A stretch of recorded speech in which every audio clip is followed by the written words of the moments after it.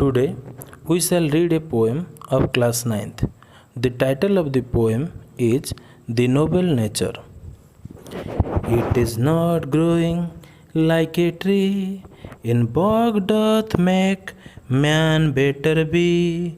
It is not growing like a tree, in bog doth make man better be, or standing long an oak 300 year to fall a log at last, dry, bald and sere, or standing long an oak 300 year to fall a log at last, dry, bald and sere.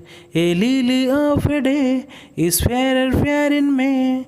A lily of a day is fairer fair in May. Although it fall and die that night, it was the plant and flower of light. Although it fall and die that night, it was the plant and flower of light. In small proportions we just beauty see, and in short measures life may perfect be. Thank you.